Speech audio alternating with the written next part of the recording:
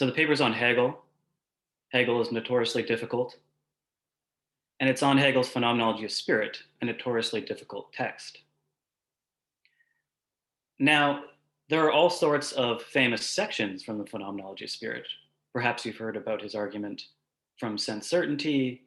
You've maybe heard of the master-slave dialectic. But I was more interested in, well, what exactly is going on in the phenomenology as a whole? What does it aim to establish? And how does it go about establishing it?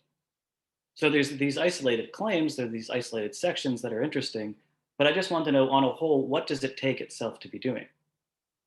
So if you are familiar with Hegel, if you're familiar with the Phenomenology of Spirit, hopefully I'm going to say something interesting, because I'm going to argue for the thesis that by the end of the Phenomenology of Spirit, Hegel wants to show that thought and being are identical in the sense that the determinations of thought simply are the determinations of being.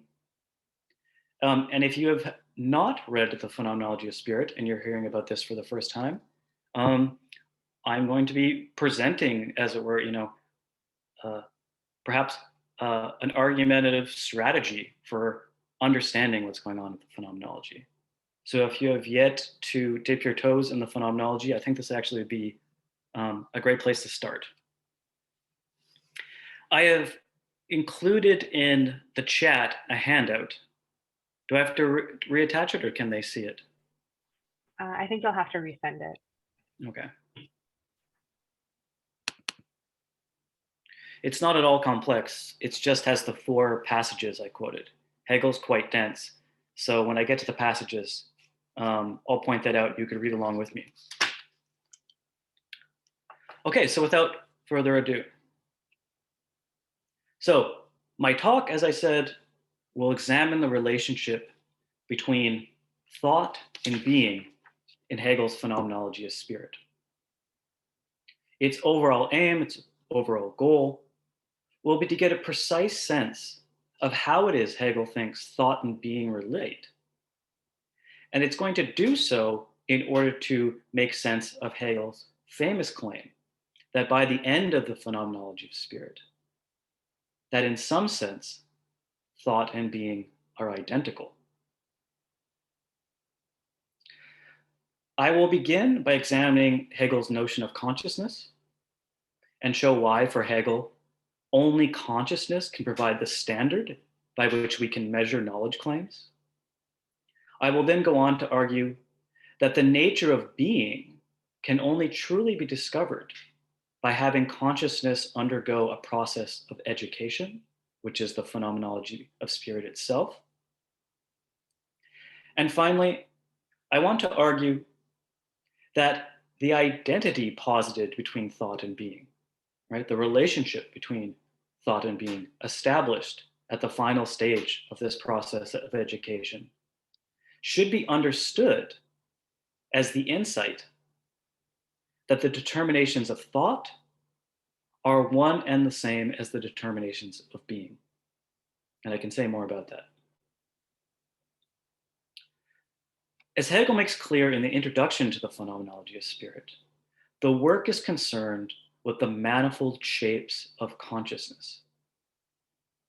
Now, to understand Hegel's notion of consciousness, I think it can best be distinguished from a kind of being for the object that is immersed in what we might call subjective fancy or feeling. What makes the standpoint of consciousness distinctive for Hegel is that unlike subjective feeling or fancy, consciousness takes what it's conscious of to be true in itself. Consciousness takes what it's conscious of to be true in itself. So first passage on the handout, consciousness simultaneously distinguishes itself from something, right? So it's in relation to something, and at the same time relates itself to it. This something, that which is for consciousness, exists for consciousness. And the determinate aspect of this relating, or of the being of something for consciousness, is knowing. But we distinguish this being for another from being in itself. Whatever is related to knowledge or knowing is also distinguished from it and posited as existing outside this relationship. This being in itself is called truth. Perhaps I should unpack that a bit. So the idea is the stance of consciousness is a stance that, although standing in opposition to something that it is not, that thing is for consciousness. And the way in which consciousness relates to this thing that it is not is a stance of knowing. However, the ability for consciousness to articulate the way in which things are given to consciousness is what is called truth.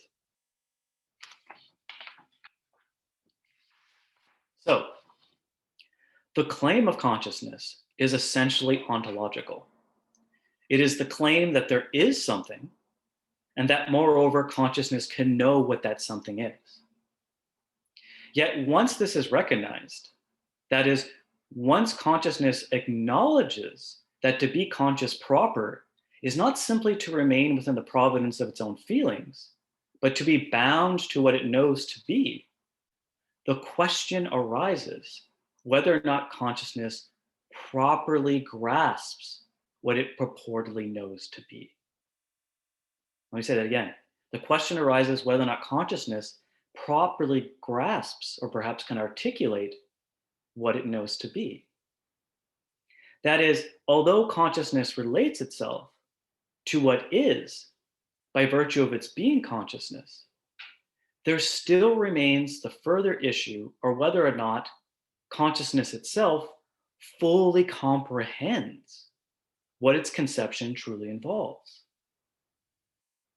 Indeed, to a large extent, we can understand the phenomenology of spirit, the animating force behind it, the progression of the phenomenology with the various unfolding shapes of consciousness as the various attempt to answer this question. So just to briefly recap, if that was not too abstract, consciousness has this standard being which it knows or it takes to know, but just because it has this standard doesn't mean that it has properly grasped what the thing is that's providing the standard. So consciousness is going to attempt to articulate the way in which being is given to it. And the various attempts to do so are the various shapes of consciousness that the phenomenology of spirit tracks. Yet, as Hegel himself recognizes, we may be tempted to think that such a project, the project of phenomenology, of attempting to articulate the way in which the being that's given to consciousness is, we might think that such a project is doomed from the start. At first pass, we could think that it is impossible to assure ourselves that we have properly grasped being, for how could we ever successfully compare our knowledge of the object with the object as it truly is, when our only access to the object is through our consciousness of it? It appears at first glance that the task of the phenomenology is a hopeless one, for, quote, the object seems only to be for consciousness in the way that consciousness knows it. It seems that consciousness cannot, as it were, get behind the object as it exists for consciousness so as to examine what the object is in itself, and hence to cannot test its own knowledge by that standard.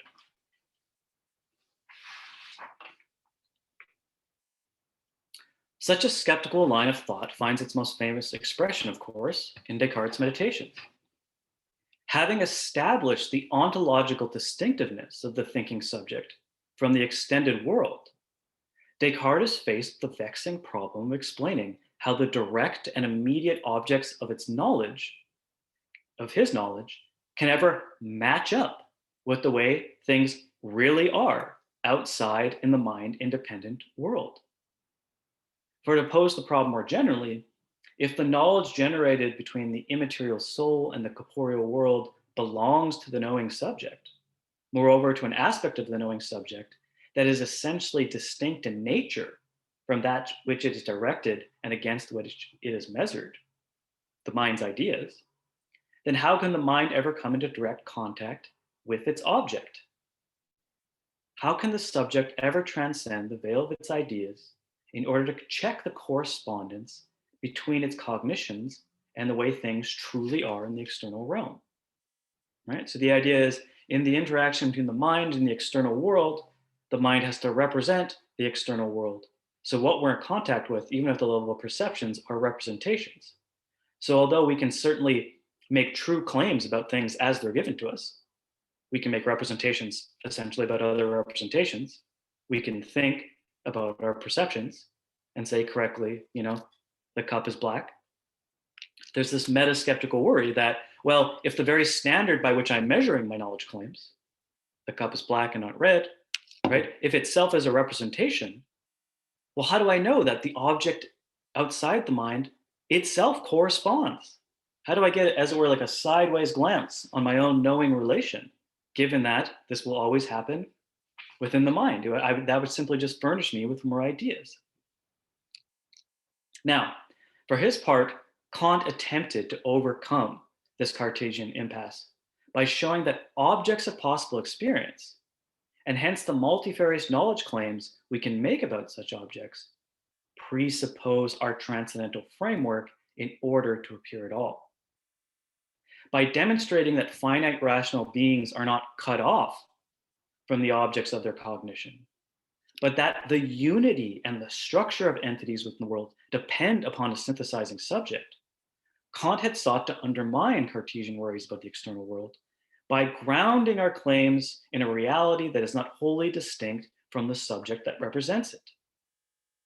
However, this is Hegel, insofar as Kant needed to make recourse to the distinction between the world as it comes to be for us under such conditions, appearances, and the way the world is in itself, or independently or independent of our way of being acquainted with it, Hegel sees in Kant's philosophical effort here an unwitting return to the kind of skepticism that he, Kant, sought to overcome. That is, despite Kant's best efforts to show that being was not wholly distinct from the knowing subject, Hegel reads Kant as undermining Descartes' subject ontology simply to reproduce the skeptical worry about the distinction between the way things truly are independently of how we represent them at the site of reality. At the site of reality, reality itself becomes appearance. But this is Hegel's reading of Kant. By maintaining that we can only ever become familiar with appearances, but at the same time insisting that there's a way entities are independently of our mode of cognizing them, Kant's transcendental system seems to splinter the very fabric of being into the way it appears for a subject and an unknowable thing in itself object underlying such appearances. Given that as seekers of knowledge, we want to know the thing itself and not just simply how it appears, however, it seems Kant, despite all his innovations, still leaves the veracity of our knowledge claims without a secure grounding. His system, once again, is vulnerable to this meta-skeptical worry that Descartes is. I should mention before I go on, Descartes actually never solves this problem about how it is the world as we represent it, right, faithfully captures their objects. What does he do? He proves the existence of God, and he proves that he's not a deceiver. And so he never actually shows that we can get beyond our mind. He just says, if there's a God and there's no deceiver, then there's no way in hell all of reality, right, does not capture its object, and hence we're wrong about all our knowledge claims. If that were the case, then God truly would be a deceiver. He'd be the evil demon. So back to Hegel. Indeed, as Hegel points out, it makes no sense to think that consciousness must get behind, as it were, its object and view the object apart from consciousness in order to secure its claims. Put boldly, consciousness can undertake a comparison of knowledge and its object as they are distinguished by or within consciousness itself. Indeed, as Hegel puts it, the distinction between the in itself and knowledge is already present in the very fact that consciousness knows an object at all. Something is for it, for consciousness. Something is for it, the in itself.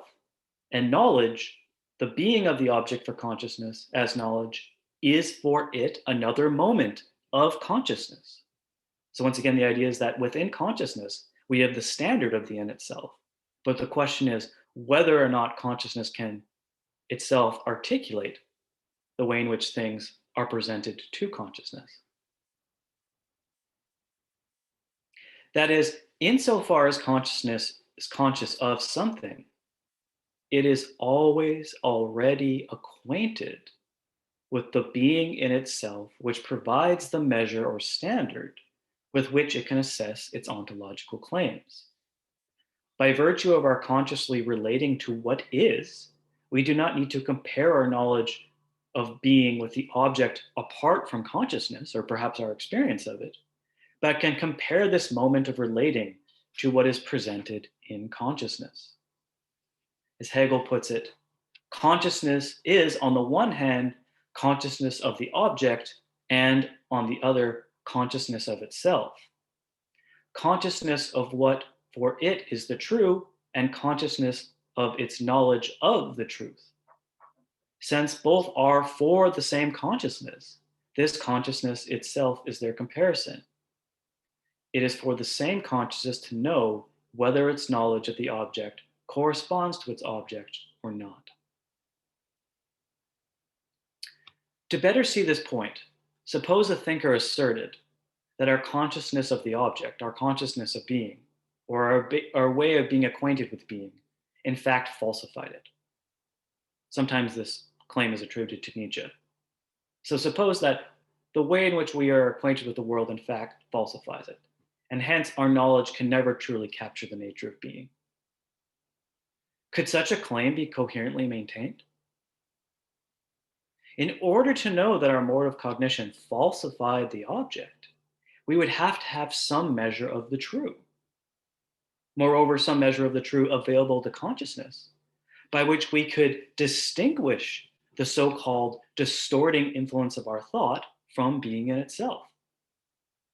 Yet if this were the case, if we had such a measure, then it would have to be admitted that consciousness itself is able to evaluate or criticize its knowledge on the basis of its experience of being after all. And so we would have to end up admitting, quote, in what consciousness affirms from itself as being in itself or the true, we have the standard which consciousness itself sets up by which to measure what it knows.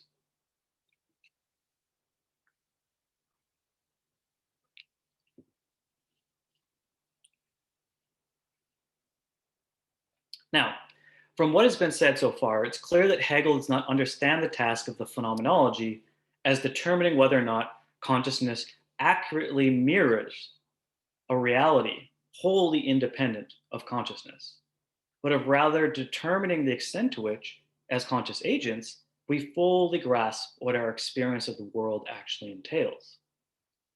As a Hegel scholar, my favorite Hegel scholar, Stephen Holgate, puts this point, Hegel's aim in the phenomenology is to determine whether consciousness perceives, understands, or knows its object quite as it thinks it does. Or, to put it another way, his aim is to determine whether or not consciousness can mean by being quite what it thinks it means by it. As we will see, this emphasis on what we mean or understand by being and what we must mean by it, as opposed to simply evaluating whether or not particular knowledge claims accurately correspond to the world, is evident from the first chapter of the Phenomenology of Spirit on sense certainty. Here, as we'll see, Hegel demonstrates that consciousness cannot sustain its grasp of being understood as a pure immediacy, quite the way it thought it could. But I get ahead of myself. I want to briefly say a bit more about the phenomenology itself as an education of consciousness. Although consciousness itself sets up the standard by which it measures its own knowledge, it would be wrong to think that this means that our relation to being is direct or unproblematic, or that we can simply articulate this acquaintance without running into inconsistencies.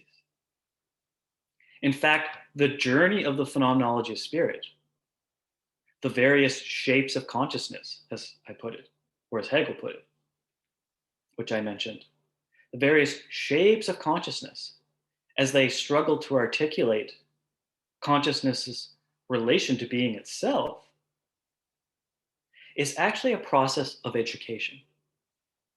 It's a process by which what Hegel calls natural consciousness, by which I take him to mean the consciousness we have as readers of the phenomenology. So readers of the phenomenologies that are not acquainted with Hegel. So I think the idea is Hegel thinks you're going to have a number of different assumptions coming to his book. Perhaps you've done some philosophy, you've done some science, you've thought about the philosophy of mind. He thinks you're going to come with a number of different assumptions about the relation between thought and being. And this will be what he calls ordinary consciousness. And I think he thinks a key feature of ordinary consciousness is that there's, right, our minds and the world, and they're distinct. Right? The world's out there, it has its own character, that's being. The mind thinks, tries to accurately portray being. However, as this is all leading to, Hegel's going to say, through a series of attempting to articulate exactly what that relationship entails, the relationship between consciousness and being, we're going to see that in some sense, thought and being are identical.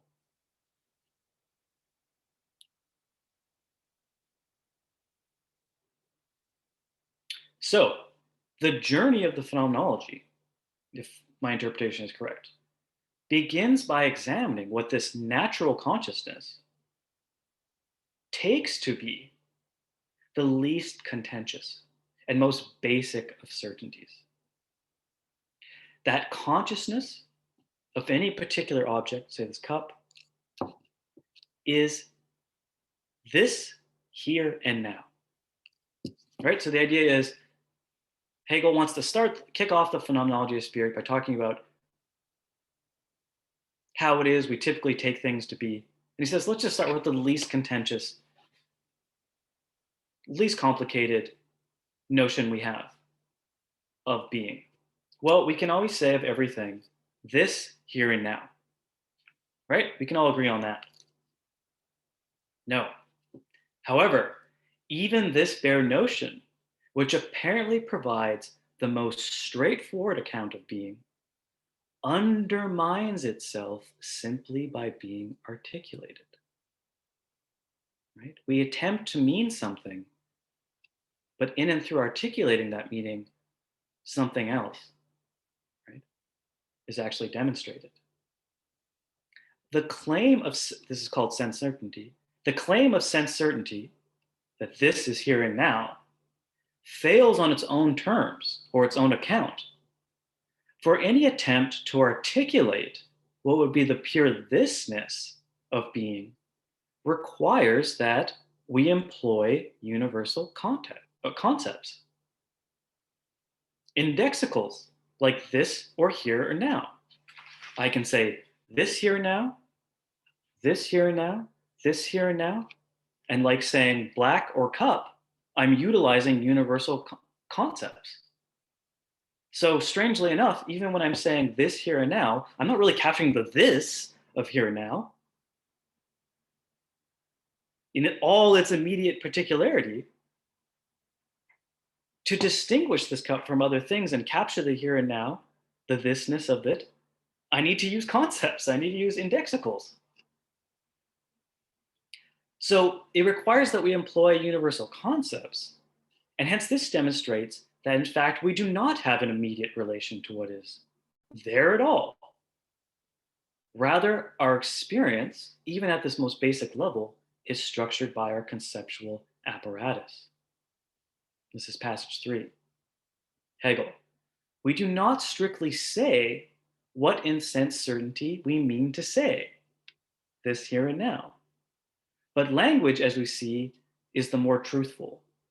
In it, we ourselves directly refute what we mean to say.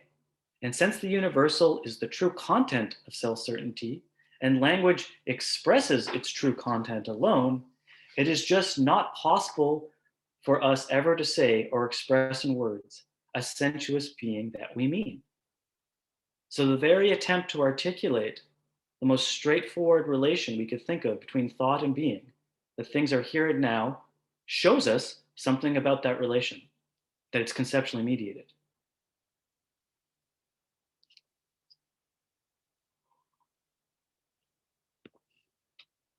That is, although Hegel maintains that we are given over to being in itself, or to put it otherwise, that consciousness primarily relates to what is and not sort of any sort of mental content like ideas or representations that would cut it off from being. It would be a mistake to think that this position entails that we have a relation to being that is not mediated. For Hegel, we can only understand being through understanding how it is we must conceive of being. Let me say that again. For Hegel, we can only understand being itself through understanding how it is we must conceive of being. And this understanding must be shown to develop out of consciousness is repeated attempt to correctly articulate the nature of its object. So we're going to start as individual consciousnesses ourselves to give the most straightforward account of how it is we relate to being, but we see right off the bat, we're forced to say something. And Hegel actually thinks that the phenomenology of spirit, that we as consciousnesses are coming to the text, and we're going to witness consciousness itself attempt to articulate its relation to being. And as bearing witness to the way in which it attempts to articulate itself, but fail and move on, we in the process will come to be educated. So there will be various shapes of consciousness, various ways we'll attempt to articulate the relation. However, throughout this process, there's a common theme, that of the education or training. The German here is Bildung, the training of consciousness. Fundamentally, the phenomenology of spirit can be understood as the way in which consciousness is repeatedly educated and re-educated by its own experience of articulating the object until it eventually reaches the point where it has completely purged itself of all its inaccurate accounts of this relation. This is why Hegel describes the work as, quote, the way of the soul, which journeys through the series of its own configurations, as though they were the standpoints appointed for it by its own nature, so that it may purify itself for the life of the spirit, and achieve finally, through a completed experience of itself, the awareness of what it really is in itself. Once consciousness has reached the end, once we see that thought and being are identical, consciousness reaches the standpoint of what Hegel calls philosophy, or more highfalutin, absolute knowing, the stance of absolute knowing. He's proven that we know absolutely in that there's nothing preventing thought from knowing being in itself. When we reach the stance of philosophy or absolute knowing, we come to know explicitly how it is we related to being all along, but which, as we made our way along the journey that is the phenomenology, we could not make fully aware or explicit. So an interesting facet of phenomenology is that you can, the process it's capturing could be made with any part of reality, as it were. It could like be about this cup. And you will articulate how you relate to this cup, but each time you will fail to, and you'd have to redo it again and again and again until you stand in this relationship of absolute knowing. In absolute knowing, consciousness education comes to completion, and it comes to recognize that the object it initially took to be wholly distinct from it is in fact not other than itself, but that boldly stated it's identical with it in some way. That is, consciousness comes to realize that its attempt to understand its object as something wholly independent of consciousness inevitably fails. For in each case, consciousness is forced to recognize that what it initially took to be being in itself, or the object regardless of human subjects, is only what consciousness takes there to be for itself. It, recognize, it recognizes, to put it otherwise, that the supposed in itself that consciousness is conscious of is in fact consciousness for itself, or as inextricably as Hegel puts it, being in itself only for consciousness. Okay, so now we're going to move to the final section of my paper where I want to more precisely look at that claim. Yet, how exactly are we to understand this transition? If consciousness finally grasps the nature of its own conscious experience, then in what sense is thought identical with being? Now, typically scholars attempt to interpret Hegel's claim so as to avoid the so-called metaphysical interpretation of the phenomenology. And this would be an interpretation of the work that culminates in the elimination of the distinction between thought and being by having the object reduced to consciousness. This would be like Berkeleyan idealism. It's worth pointing out that no German idealist is a Berkeleyan idealist. None of them actually thinks the actual objects are in our minds. And Hegel, although a kind of idealist, right, does not think that objects of experience reduced to our mind, although he wants to claim in some sense thought is identical to being. And so secondary scholars, wary of this kind of Berkeleyan reading, try to avoid this. And I call this, or it's known in the secondary literature as the metaphysical reading. Indeed, although it should be acknowledged that when consciousness reaches the standpoint of philosophy or absolute knowing, it learns that what it previously took to be distinct from itself, namely being, is in fact not other than consciousness. It would be highly problematic to think that this entails the world is simply an extension of our subjectivity. Against such a reductive interpretation, Joseph Flay has suggested that the identity established between thought and being should be understood as what he calls a reconciled difference. A reconciled difference, which is to say, an identity between the two relata, whereby, quote, each moment, thought and being, only is in relation to the other and not reducible to either. So, a kind of relational theory.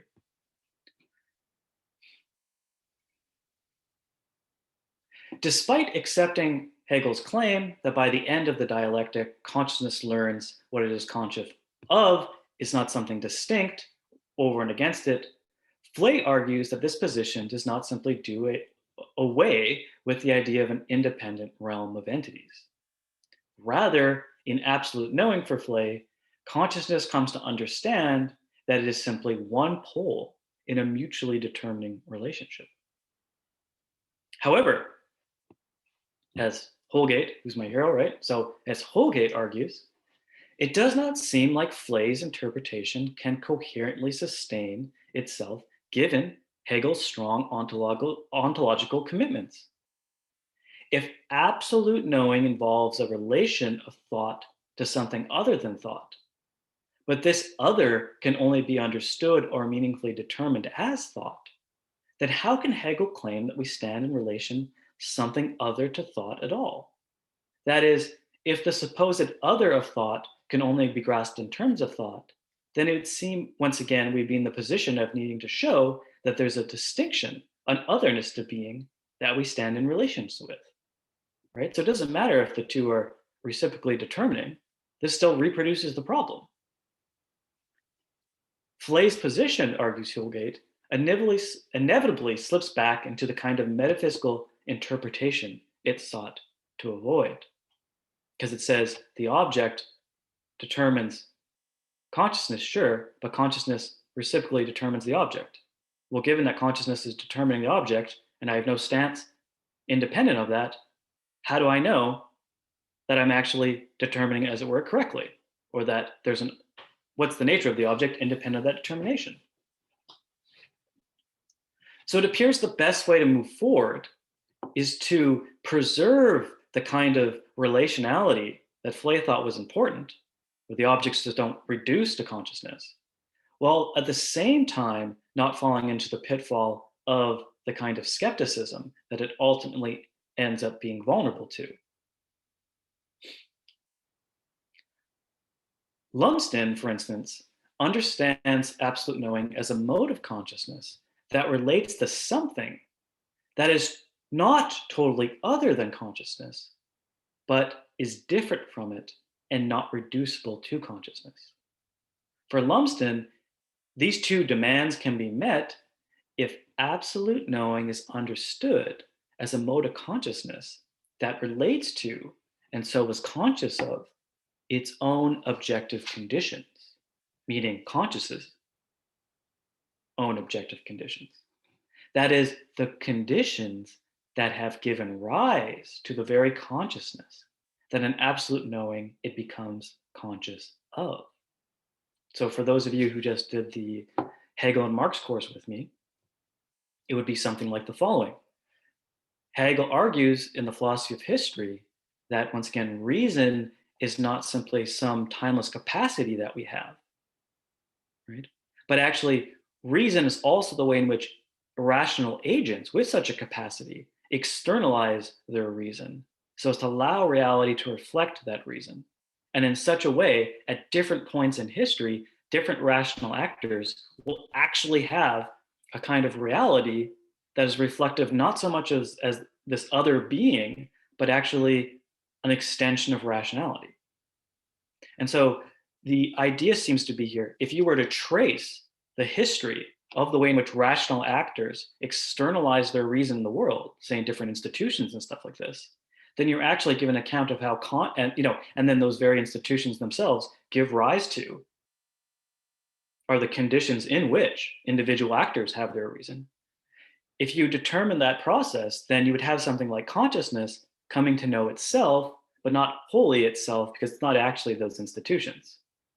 You yourself are the product of certain historical processes and institutions, but you're not them, right? So that would be a way of capturing the way in which there's an independent reality, and yet when thought relates to being, that being is not wholly independent of consciousness either. It's still given to consciousness.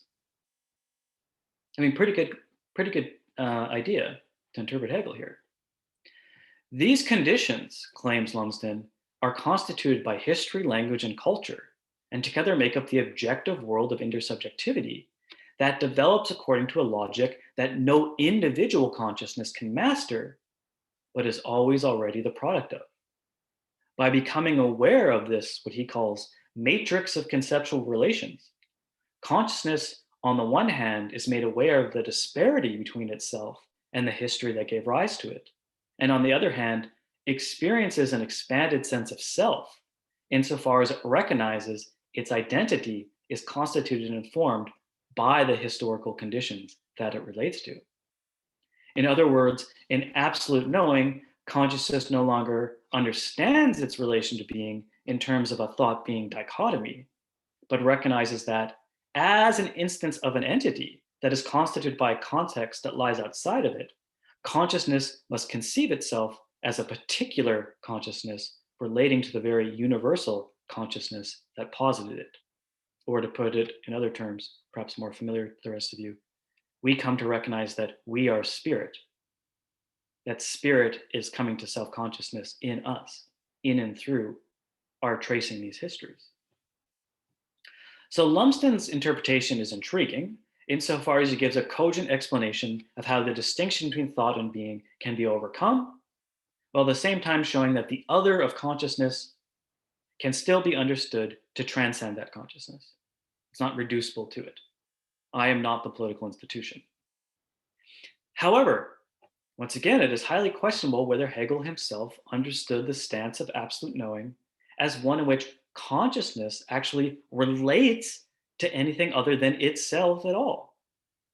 That is, despite Lumsden's ingenious rendition of absolute knowing, it does not seem to do justice to Hegel's strong, I want to call Hegel's strong ontological assertion that what is distinctive about absolute knowing is that it is synonymous with thought thinking itself, or to put it otherwise, pure self consciousness. He does call it pure self consciousness. So we're almost done here. Well, keeping in mind the pitfalls of the metaphysical interpretation, the identity of thought and being would be constitutive of a kind of self relation must be taken seriously.